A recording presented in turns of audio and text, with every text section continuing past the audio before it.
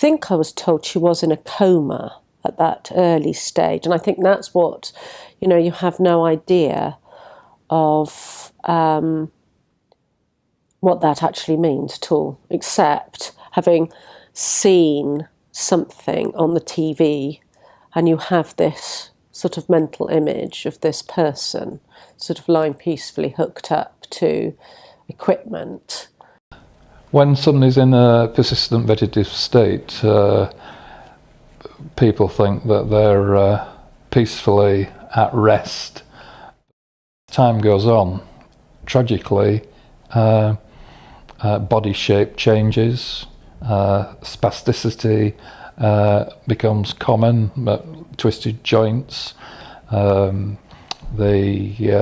use of Botox to stop people chewing their lips is used. Steroids are used, which then make the body change dramatically, and the whole process of going for a visit becomes an ordeal.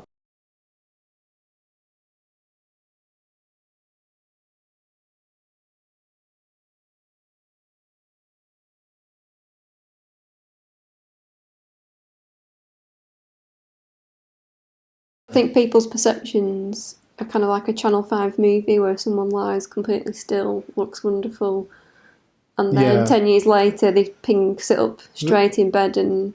So we always use the vegetative state, not coma, or, she's going to wake and be, in 5 years. It just, not that it didn't cross her mind, but, it's just I suppose it's a media thing that's put into your head, isn't it? I mean, people don't think feeding tube, tracheostomy, nebulizer, twisted limbs, wasted muscles. You don't see that on the telly, do you? No.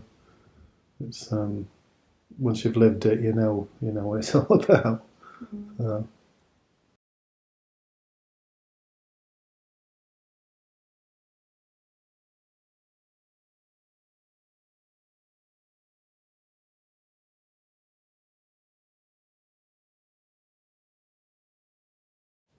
This person who resembled your family, your mother, and all intents and purposes absolutely there, but not. And the shock was this isn't romantic, and that person is going to, hello, or the eyes are going to flutter, and that person is suddenly going to hold your hand and wake, and that's gone. ER is not the reality. It's more. It's shocking. I think it's quite shocking.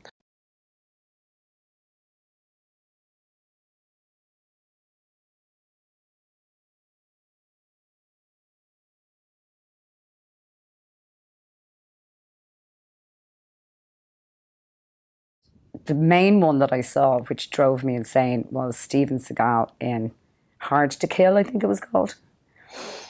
He had been in a 7-year coma. Mind you, he looked in great shape. He had a brilliant tan. His muscles were all lovely and defined, as much as they ever are. And he wakes up from the coma and starts beating people up. Within 2 days of waking up, he was pushing himself around with a walking stick thing and evading getting killed by somebody. And it just beggars belief, especially when you know. So since then, I can't really watch. I wouldn't really watch anything. I watched that accidentally, and then when I started to see what was going on, I got. And I only watched the bit where he got out of the hospital, then I turned it off. When Christopher was moved from intensive care to high dependency, I made an appointment to talk to his consultant and find out what he thought the long-term prognosis was. Because like everybody, I was absolutely convinced that there was hope, and there might just be a miracle in his case if sufficient love, sufficient determination, sufficient faith were thrown at it. But that was my first inkling when he said, given the extent of his brain injury, I would be astonished if he ever spoke or could even support his own spine again. So that was what we were given. The most important thing is that we kind of got to realize that even if he gained some sort of consciousness, that's not going to be anything like, like how he was before. It's going to be, probably would be on the bed looking at us.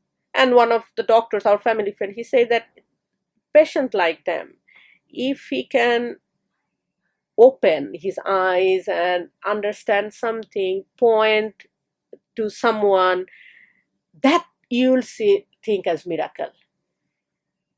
But our general understanding of miracle was that he will be sitting down. Second day, as it happens in movies, and third day he will be walking. Fourth day he will be fine.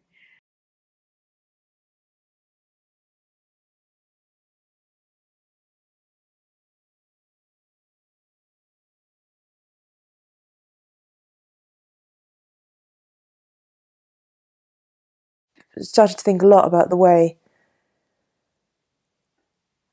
coma and vegetative state are reported, which again does you no favours. So people were always coming in the pub bringing newspaper clippings of somebody that had just woken up in Canada after so many years.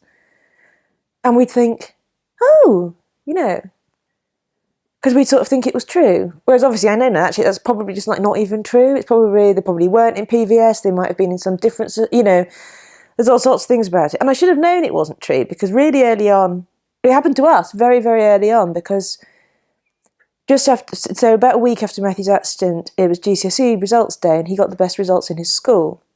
So as a result of that, he became Coma Boy in all the papers.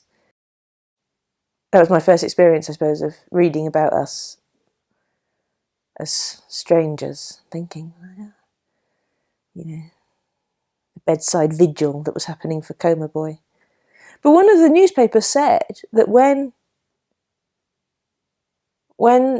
his mother read him his exam results, he opened his eyes and smiled. Which is just so not true. He was starting by that time, his eyes were opening like a millimetre a day. That's the pro. But again, you read that, don't you? His eyes were opened and he smiles. So you think, you're reading that paper, and what goes into your head is, you can be in that situation, somebody can deliver you some quite good news, and that will be enough to, Enough